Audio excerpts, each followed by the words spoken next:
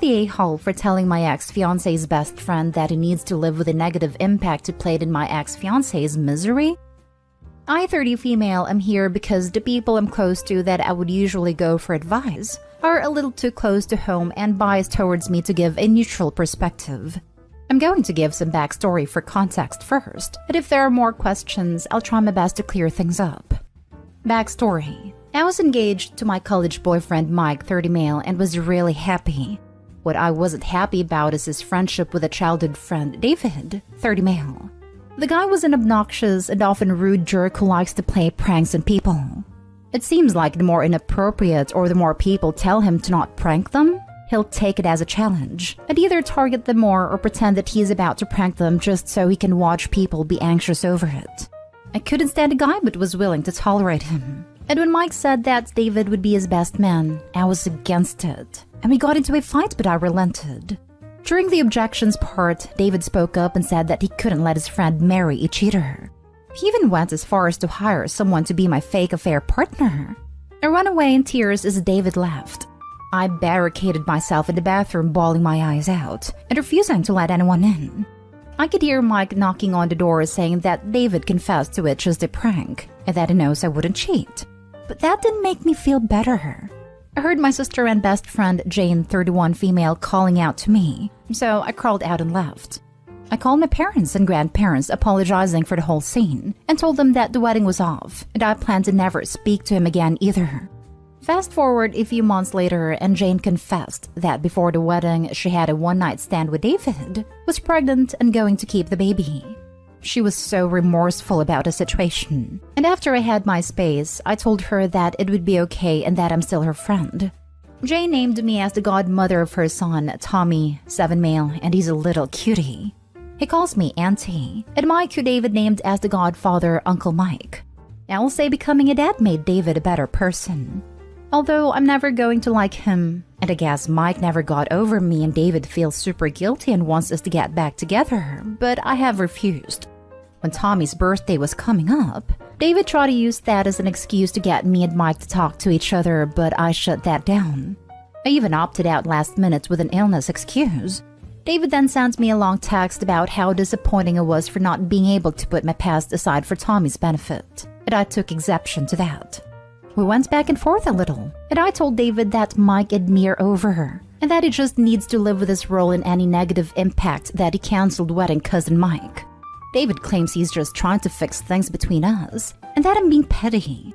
I thought nothing of it at first, but now I'm starting to wonder, am I the a-hole? Now for the top comments. Commenting again because I truly don't understand how people are thinking she's the a-hole for cutting Mike off. Clearly Mike has been turning a blind eye / enabling his friend's behavior the entire time. She didn't want him as the best man because she feared this exact situation. But Mike said F it and made him best man anyway, putting him in a position in the wedding party to achieve ultimate damage.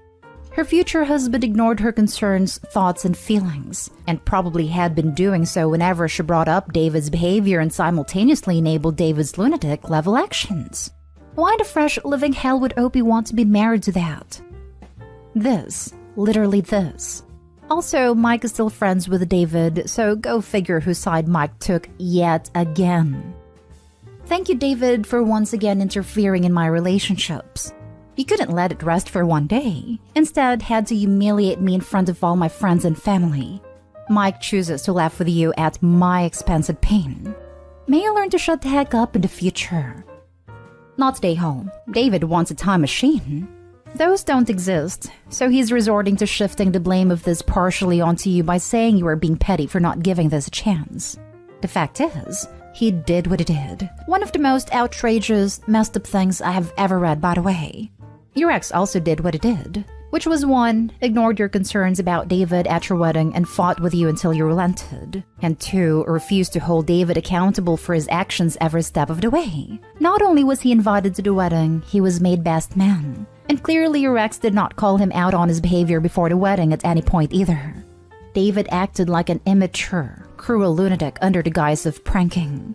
Although he's apparently improved with fatherhood, he still cannot respect boundaries. And when he doesn't get what he wants, he shifts blame to guilt you into doing what he wants. Not stay home, and frankly, he is the absolute worst. And your ex is an enabling moron for letting it get this far. Of course you don't want to be married to that. Not stay home. You should have gone to the birthday and yelled, "He's not the father. Jane cheated." See how funny he found it. Next story. Am I the a-hole for telling my girlfriend's friend who is staying at our place that she can leave? My girlfriend's best friend is staying with us as she is just visiting from out of town.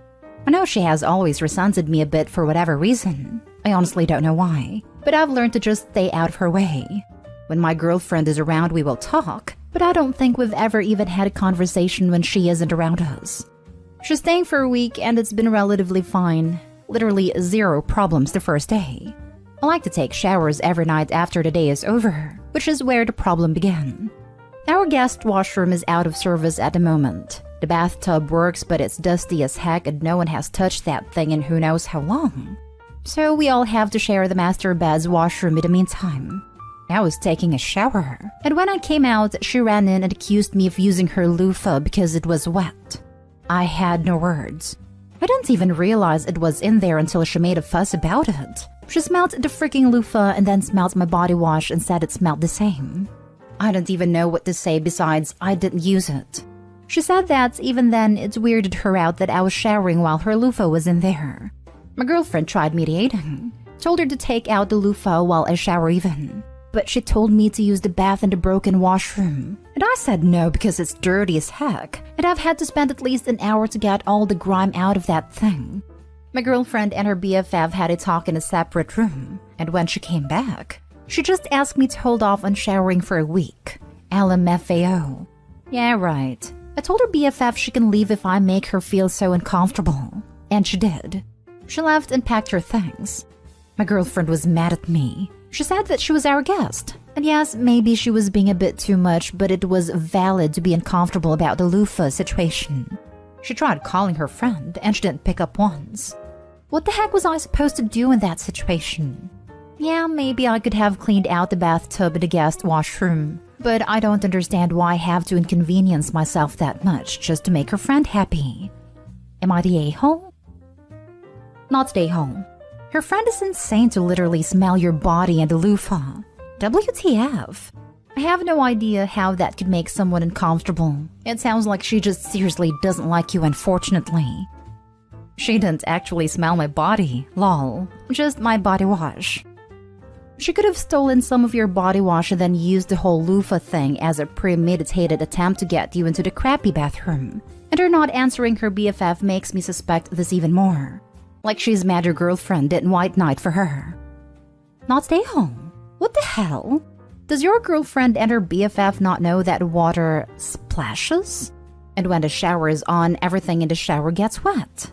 Not showering for a week to appease a guest is a ridiculous suggestion. But I think you should take her up on it anyway and see how she appreciates sleeping next to a person with 7-day-old body odor.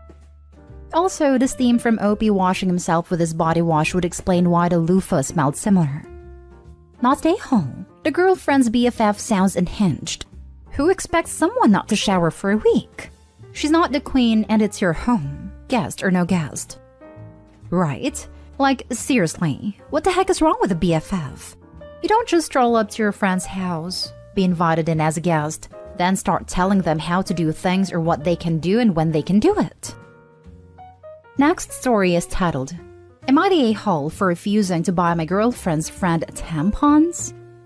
My girlfriend invited her friends to the house for some girls' time last Sunday. In order not to disturb them, I spent my afternoon outside with the dogs to give the ladies space and privacy. When I texted my girlfriend that I was going home, my girlfriend called me and asked me to buy one of her friend a box of tampons on my way back. I reminded her if her friend needs it, she could give her some of her own tampons as I recall there were plenty in the house. But girlfriend insisted on me buying a brand new box specifically for her friend. I could hear laughter and some chattering in the background and realized that her friends were nearby listening to our conversation and making fun of it. I asked if her friend set her up for this, and she insisted it wasn't, that I could just buy a box of tampon for her friend like I do for her. I heard more chattering and giggling and felt like a target of some sort of prank, a social experiment, or TikTok. I then stood my ground and said that I am going home. The dogs are hungry, and I won't be buying any tampons on my way back. Things were a little awkward when I reached home, and later my girlfriend said I embarrassed her in front of her friends, that a decent guy should not be embarrassed by tampons. I told her I wouldn't mind buying for her, but I see no need to play along with her friends to prove that I am a decent guy. Am I the a-hole for my actions? If she actually needed them, you said you'd do it so. Not the a-hole. Pressuring you to waste your time to do so for a friend in a clear social experiment/weird flex is uncomfortable. It sounds childish. The girlfriend also lied about sharing the call with her friends. They're immature and shallow. Jumping on top post. Maybe I'm just tired today and I know I'll fall into the Reddit stereotype, just break up with him/her. But seriously, the immaturity/shallowness is strong on this one. If you already had issues with her filming pranks and posting on TikTok and now doing that with her friends, she's just not ready to be in a relationship. Imagine this girl getting pregnant by accident. Just do yourself a favor and move on. Not stay home. You are under no obligation to make your girlfriend look good to her giggling lemmings. I'm female and deal with it monthly and wouldn't have bought them for her. I also would never ask my husband to buy them for a friend just to prove he would. I'm a husband. I've bought them for my wife's friend because I was in the vicinity of a shop and she needed them, and she and my wife don't use the same ones. I hope he doesn't even know that's why she was asking. But if my wife asked me to pick some up just to prove that I would, I'd do that? Because why would I have a problem with that? Seriously, what's the argument for why it's an unreasonable request to stop by a shop on his way home? Honestly, it may not be the action itself that he has a problem with as he stated. It may just be the fact that the OP's partner was trying to test them for no good reason, other than to save face in front of her friends. I think the ask itself was reasonable until it was made clear that it wasn't for necessity but rather for show. Now for the last story. Am I the a-hole for itemizing my household bills and demanding my significant other pay his fair share, now that his 3 teenage daughters have moved in? I, 33 female, have been with my boyfriend, 46 male, for almost 3 years. He moved in with me about 6 months after we started dating. Things were going quite well. He does not work as he is a disabled veteran and collects a pension. I work a decently paying job, but make about $60,000 more per year than he does. He would give me a few $100s here and there towards food/bills when I would ask, and I paid my mortgage and the rest of the bills. He was paying about $1,200 a month in child support for his 3 girls who lived with their mom, now 15 female, 17 female, and 18 female. I have 2 girls, now 10 female and 13 female, who live with me 60% of the time and live with their dad the rest of the time. About 6 months ago, his girl's mom decided she couldn't take care of them any longer. She had ruined their family home. No running water, septic was destroyed, holes in the floor, 5-gallon buckets used as toilets, etc. It was awful to discover, and at no point when the girls visited did they share this info with me. I don't know how he didn't know what was happening, but he says he didn't. At that time, the courts decided the girls needed to live with their father, who lives with me obviously. I knew this would be a tough transition for all involved. So for the last 6 months, I've continued to pay for everything and has given me $500 a month towards their support, food, bills, etc. Their mother has contributed nothing. Upon discovering that I was getting a bit behind with finances, I itemized my spending and determined that my costs have gone up by about $1,700 a month since they came here. Just regular bills, which doesn't include Christmas presents, clothes, salon trips, vacations, going out to eat, etc. that I have also paid for. I showed this to my boyfriend and asked that he started paying me an amount closer to the cost of the spending, at least the $1,200 he was paying in child support before they came here. He became very angry, accusing me of being money hungry and insinuating he was taking advantage of me. Then he told me he would give me $750 per month towards bills. I expressed that if he felt he could support 4 people for less than what I was asking him to contribute on his own, then he should do that. He says I should be okay because it's for our family. I feel like I'm being taken advantage of. And what makes this feel worse is that I discovered my boyfriend's ex-wife also was dating a younger person with a good job, and that guy is now suing her for taking advantage of him. It almost hits too close to home. But I do love my boyfriend and his daughters, and I feel like if he should contribute more to the support of his kids when I'm paying the bulk of our expenses. So am I the a-hole? Not the a-hole. You are being used. Cut off your financial support of your boyfriend and his kids. Stop buying the groceries, paying their personal expenses, cell phones, car insurance, etc., and don't cover his/their debts. Your boyfriend needs to cover his and his kids' share of expenses for accommodations, utilities, groceries, and other shared household expenses. This means that he should pay at least half of rent/mortgage costs and 2/3 of utilities and groceries.